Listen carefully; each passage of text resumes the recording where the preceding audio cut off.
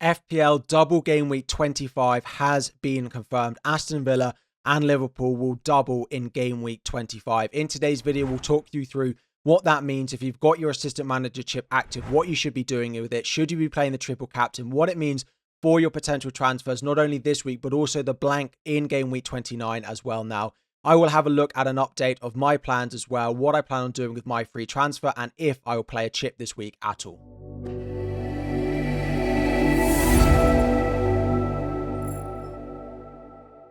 What is up, everyone? FPL Harry here. Before we dive in, 2,000 likes is the aim. Subscribe if you are new around here. And after the Carabao EFL Cup games over the past couple of evenings, we now have confirmation of the double going into game week 25. And that's really what we're going to focus on in this video. Liverpool will have a double at home to Wolves and then away to Aston Villa. And Aston Villa will have a double at home to Ipswich and then at home again against leaders Liverpool. So just the two double game weeks. Liverpool will have back-to-back doubles, of course, having a double currently in game week 24 with one game still to play against Everton, which we don't know and will have massive implications on whether Arne Slot, whether David Moyes or the triple captain was the right decision this week. It also means that going into game week 29, we do have a blank game week. Newcastle versus Crystal Palace is about 95% confirmed. And Aston Villa versus Liverpool, of course, is 100% confirmed a blank because they have moved that fixture already. The reason that the Newcastle Crystal Palace blank is not 100% confirmed is A, they haven't moved the fixture, right? So in theory, it could still stay in game week 29. But also after game week 29, which clashes with the Carabao Cup final, there is a there's a weekend dedicated to the FA Cup. Now, both Newcastle and Crystal Palace are still in the FA Cup. So at the moment, we assume that they will still be in there. But there is a round this weekend and there is another round between game week 27 and game week 28. And if by the time that round in game week 29 comes around, both Newcastle and Crystal Palace are out of the FA Cup, then there is a possibility that this fixture could just be put back in to that FA Cup weekend and in theory stay in game week 29. But this is unlikely. It's not something particularly we expect to happen. But it's worth just mentioning that it's not 100% guaranteed to be a blank like Aston Villa Liverpool is, but it's almost certain. So double game week 25, we have what we look like a confirmed double this week, back-to-back for Liverpool and of course Aston Villa as well. Blank in game week 29 for Aston Villa and Liverpool as a result, and a pretty certain blank for Newcastle and Crystal Palace as well. So as I mentioned, there is FA Cup over the weekend as well, which will start to make sort of game week 33 to game week 36 a little bit clearer. Every round of the FA Cup that we have, things towards the end of the season, how many doubles we'll have in 33 and 36, whether the blank in game week 34 is going to be needing our free hit, or can we use our free hit potentially in the blank in game week 29, will all be a little bit clearer after this weekend as well. And every round of FA Cup that we have, it will get a little bit clearer.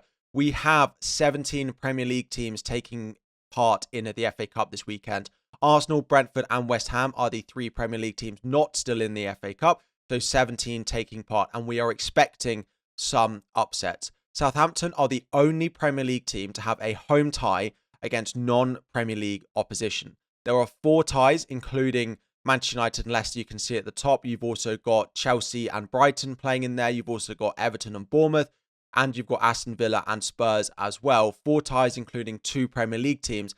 And the remaining Premier League teams all go away from home to lower league oppositions where there may well be upsets. So things could look a lot different going into our game week 33, 36 planning, depending on what happens this weekend. But we don't really need to know that. Of course, if Newcastle or Crystal Palace got knocked out this weekend, it might change that percentage of the blank in game week 29. But generally, Aston Villa versus Liverpool, of course, they are guaranteed to double in game week 25 and guaranteed to blank in game week 29. Newcastle versus Crystal Palace, all but guaranteed, but there is a very small chance it could go back in to the FA Cup weekend. So just to briefly discuss a couple of the teams with a double. The first one is going to be Liverpool, who are going to double again after they doubled in game week 24. Now, I would say 95% of you watching already have your triple up on Liverpool, whether it's with Arne Slot, whether it's with Salah, Trent, Gakpo, or whoever it's with. The majority of you are not going to be changing who your triple up on Liverpool is. The only one I would consider it for potentially is Luis Diaz. Now, he didn't start in the Carabao Cup game against Spurs. If he starts in the game for example, let's say he starts the FA Cup and then he starts against Everton, there is a decent chance that he might not start both in the double, given that Darwin is now started and Diogo Jota is back. I do expect Gakpo to have a rest at the weekend in the FA Cup and then play the Everton fixture and probably play both in the next double, although it's not guaranteed. But Gakpo's output looks really good. Luis Diaz doesn't quite feel as strong. So if you've got a Luis Diaz, he's about the only one. I mean, if you punted on someone like a Darwin or a Jota, then you could look to sell them as well. But not many people did. If you've gone with a Trent, a Salah, a Gakpo, a Van Dijk, an Alisson, a Konate, an Arnie Slot, or probably a Szoboszlai, I don't think I'd be moving them.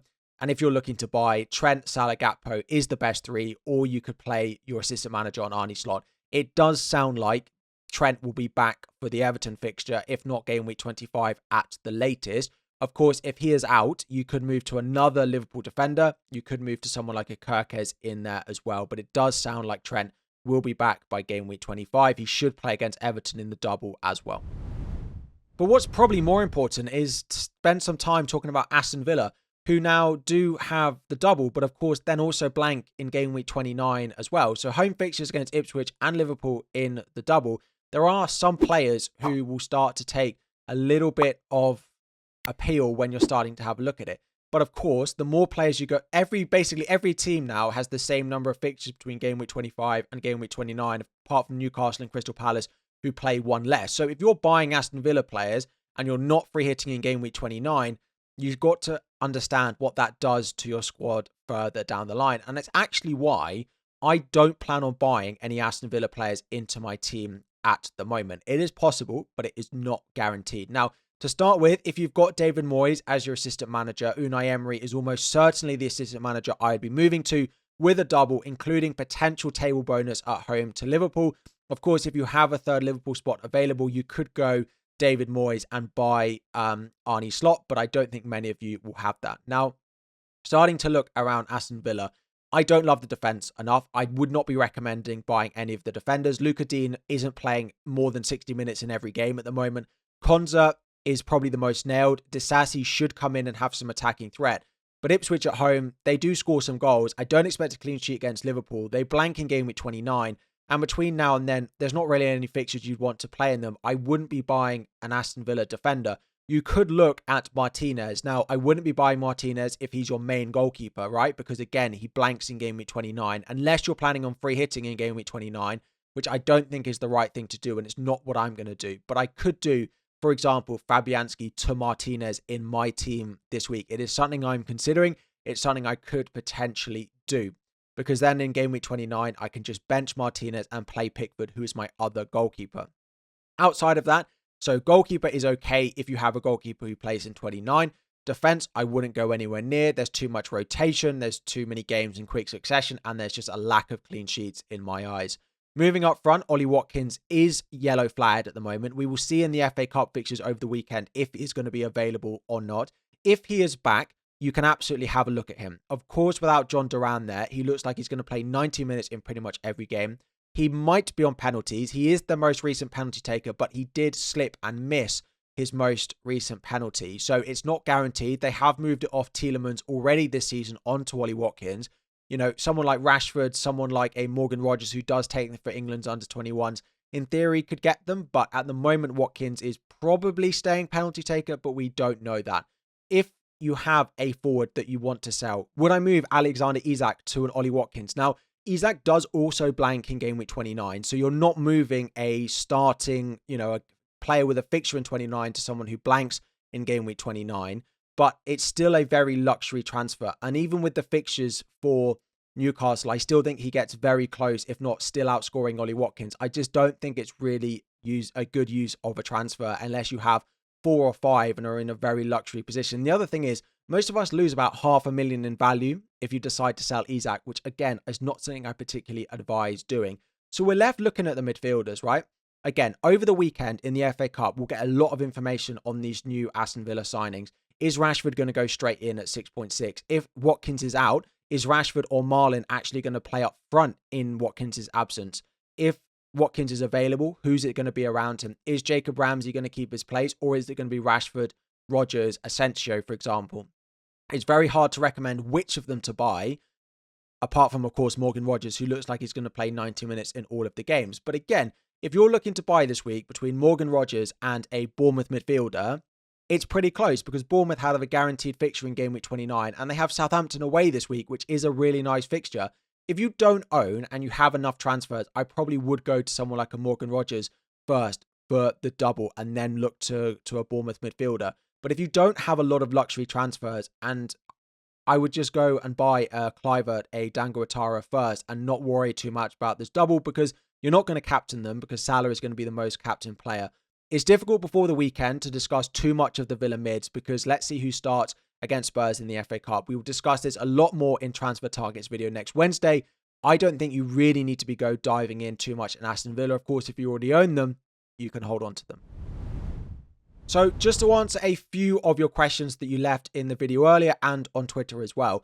First is, what should you do if you have all of your chips available? So if you didn't play the assistant manager this week and you didn't play the triple captain, what would I be looking to do? Now, the first thing is, if you don't have triple Liverpool or for some reason we need to sell Trent before the double, I would play the assistant manager probably on Arnie slot. But if you've got the triple Liverpool already, I think triple captain is better than the assistant manager this week. I just think Liverpool will beat Aston Villa, so I don't massively love the punt on Unai Emery if you can avoid it. Of course, if you've got a David Moyes, then moving there is okay.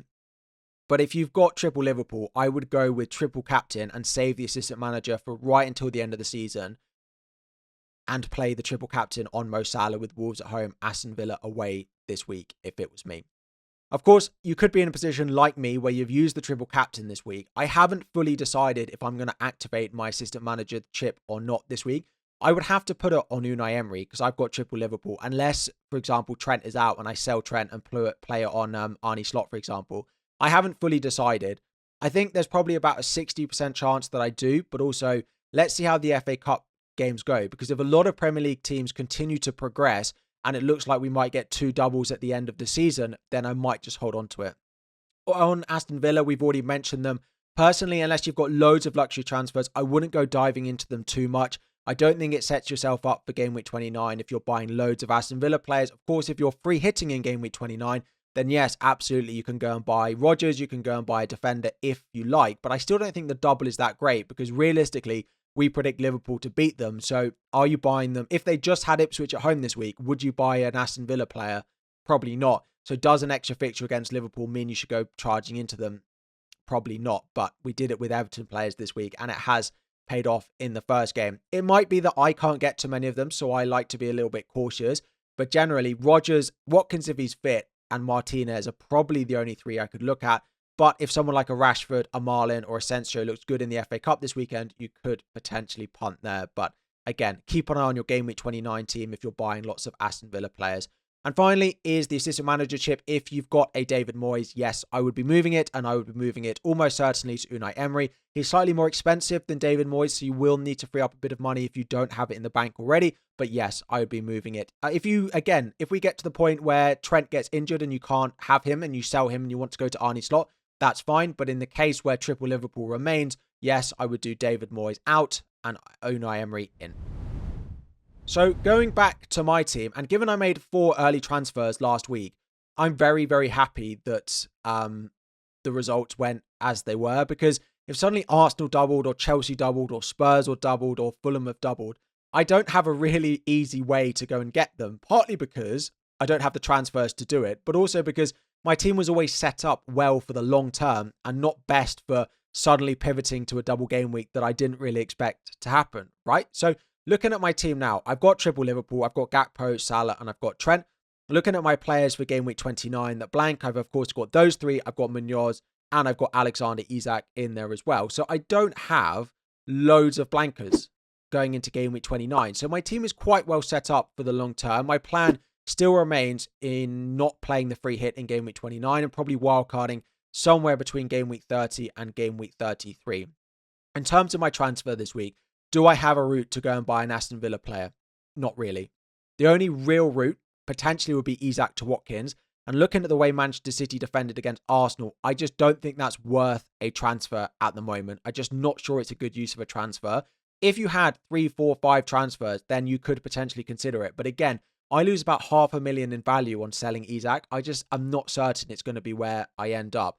The other thing I could do would be Ahmad out and buying in someone like Morgan Rogers in his place, because I'm not going to sell Clivert, I'm not going to sell Mbeumo, I'm not going to sell Salah, I'm not going to sell Cole Palmer in there as well. Ahmad's about the only midfielder that I feel is expendable, but again, he's benched for me this week. So if I was to buy Morgan Rogers, it would probably be to bench Chris Wood away at Fulham. And that just doesn't feel like a good use of a transfer as well.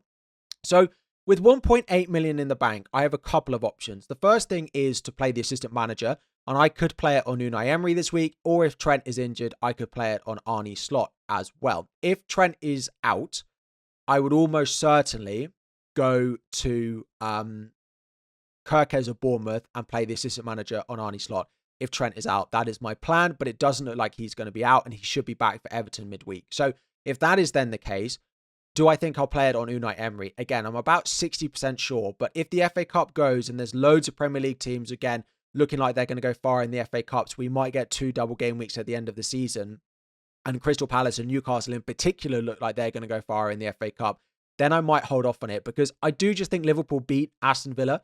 So I'm then just assistant managering for one game. And yes, I might be wrong and Villa might get a draw against Liverpool, but Liverpool just look too strong to be betting against at the moment. So about 60% certain, well, 60% I'll go assistant manager and 40% I won't.